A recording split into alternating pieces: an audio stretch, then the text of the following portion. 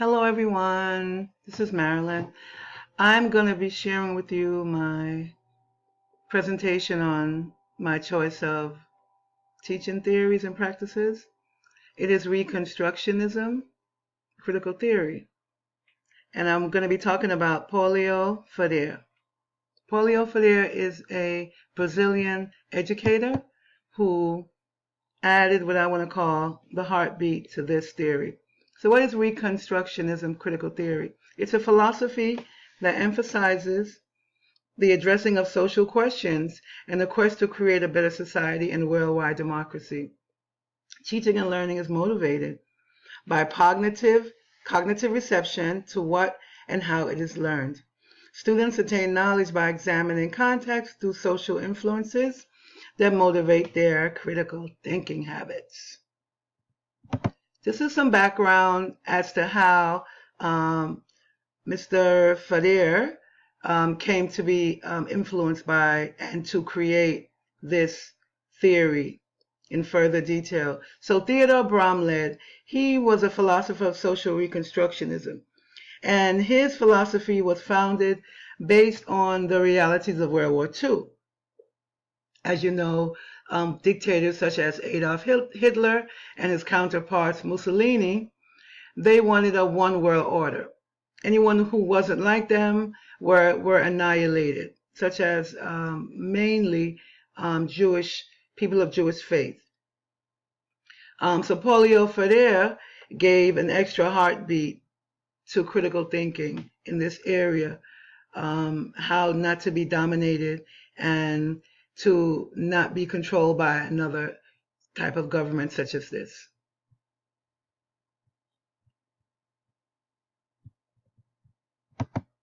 I call this slide a time for change because now we're going to get into the meat of Freire's thoughts and thinking habits to come up with this theory. He knew poverty very well, and he felt that literacy, through educational literacy, was the vehicle for social change to bring forth a more diverse society. As you can see, all subject in all areas: mathematics, science, world history, and literacy, English and reading and writing.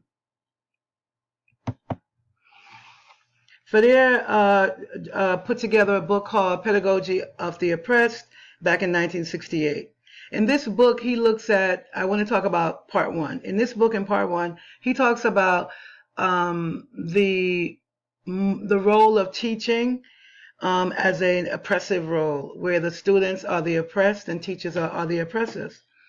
As a metaphor, he suggests that students are considered bank accounts that should remain open to deposits by the teacher, being the expert. Freire rejects this approach, claiming it insults in the dehumanization of student and teacher relationship. Here are some more information on the banking model of teaching. Teachers embark on knowledge. They deposit the information and they consider themselves the experts. They're the narrators, right? They're the narrators of what students should learn. Students are objects who just receive it. Students are passive. They listen because they know nothing. Students' likelihood of this type of learning is boredom, because they have no ability, or they don't get the opportunity to add on to what the teacher in this model is conveying to them. Banking model continue. So the focus for the teachers is to narrate a context, and the student is to memorize it. Learning becomes predictable, filled with the teacher. There's no investigative inquiry on part of the students. Words become lifeless. A good example are the statewide standardized tests. So now students are being learned by teachers to memorize context and memorize multiple choice. But when it comes down to the short responses or the long extended responses, students normally have difficulty because they're unable to analyze the context of the text. What is the text trying to convey to them, and what should they know after they have read the story or the text? And this leads to students being oppressed, okay? And the teachers are the oppressor.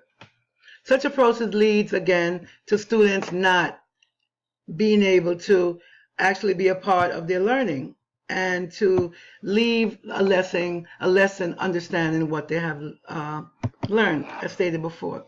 So we want to move forward to the liberation critical thinking. Students are not merely receivers of information or a storage bank. Students learn through social interactions. Students are able to invent and reinvent their thinking habits. Students empower themselves when they can understand and they can use the concept of why, how, and when of a context learned and be able to demonstrate what they have learned. Students should also be able to pull apart scenarios through dialogue and reasoning. Students are to bring their prior knowledge to core subjects. In this, students now have the ability to transfer current issues of the world to classroom learning. And teachers' role here is to motivate. Our role as educators, teacher assistants, are to motivate learning. Teachers and students build a new relationship, one of mutual respect and understanding.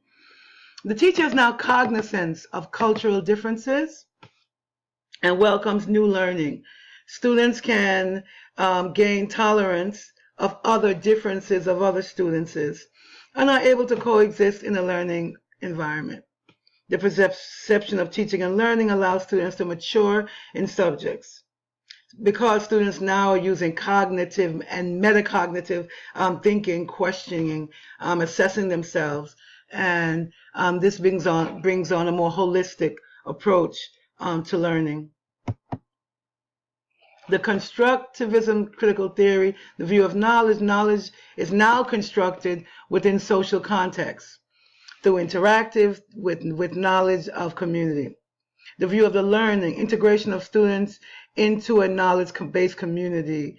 The students are taught the classroom is a learning environment. Take this environment, add it to what you know from your environment in the world, and let's collaborate to get a better understanding. The intrinsic and extrinsic learning that comes from this through motivation is critical. It's critical because once students are motivated, we can see how engaged they are in learning. They become more in learning because they feel that they have learned something or added on to something that they've already known. And this builds them to be more positive and build their self-esteem as well. Implications for learning. Don't be the same, be better. Collaborative learning is facilitated and guided by teachers. The teachers are the facilitator, and peers and students exchange ideas.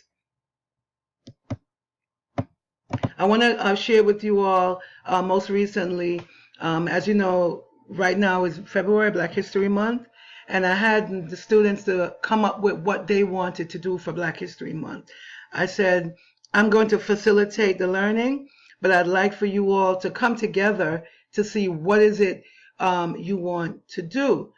So I started to ask a couple of questions. One was, do we know where Black History Month come from? Do we know why Black History Month is recognized? Do we know if any other countries in the world recognize it? By asking those three questions, students were able to work together collaboratively and agree upon what they wanted. I was amazed by the outcome. This was on last week, Friday, the 8th. As of today, scholars are almost completed their project. They were so engaged and they wanted to know more. The more they researched, the more they wanted to learn. I also shared with them that it had to have several components. Their presentation had to have an expository piece to highlight their writing skills and to stick to the state standards, Common Core standards for 5th grade. They had to also upload a video because I wanted them to incorporate new learning theories. They had to incorporate a video, and they also had to be able to explain why they chose that particular person. of interest. And lastly, they were to come to school to present their project dressed as the character.